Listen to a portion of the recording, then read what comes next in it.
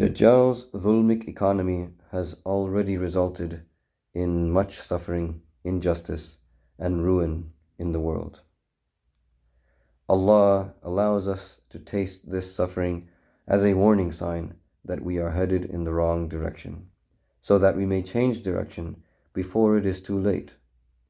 The Great Recession of 2008 and the COVID pandemic of recent years were among those warning signs. Other signs include increasing crime rates, poor public health, the preponderance of broken homes, the prevalence of psychological disorders, the rise of substance abuse, the commonality of incurable diseases, political instability, corruption and ineptitude, human trafficking, severe climate events, natural disasters, debilitating poverty, hunger, and large-scale starvation, war, genocide, and ethnic violence, and the endangerment and disappearance of wildlife species, among many other signs. These are all consequences of humanity's involvement in Dajjal's economy and Dajjal's world order. But these are all simply signs from Allah to turn back to the natural way of the created universe, as Allah explains in the Quran, chapter 32, verse 21 of the Quran. وَلَنُذِيقَنَّهُمْ مِنَ الْعَذَابِ الْأَدْنَى دُونَ الْعَذَابِ الْأَكْبَرِ لَعَلَّهُمْ يَرْجِعُونَ. And we will most definitely give them a taste of the lesser punishment before the greater punishment, so that maybe they will return.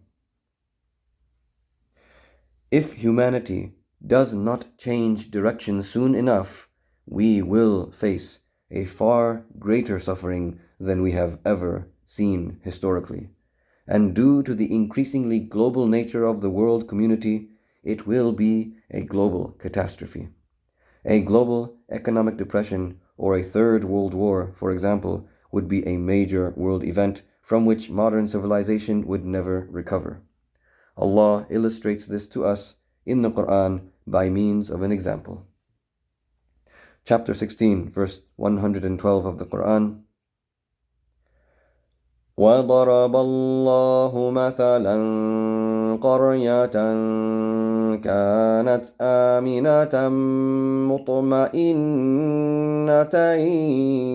يَأْتِيهَا رِزْقُهَا رَغَدًا مِّن كُلِّ مَكَانٍ فكفرت بأنعم الله فأذاقها الله لباس الجوع والخوف بما كانوا يصنعون. And Allah has set down a metaphor, a civilization that was safe and secure, enjoying peace and ease, whose resources would come to it in comfortable surplus from every direction, but which then showed ingratitude for the many blessings of Allah, such that Allah gave it a taste of universal hunger and insecurity as a result of what they had been constructing. Many civilizations throughout world history have already met this kind of fate, as Allah tells us repeatedly. For example, chapter 6, verse 11 of the Quran. قُلْ سِيرُوا فِي الْأَرْضِ ثُمَّ انظُرُوا كَيْفَ كَانَ عَاقِبَةُ الْمُكَذِّبِينَ.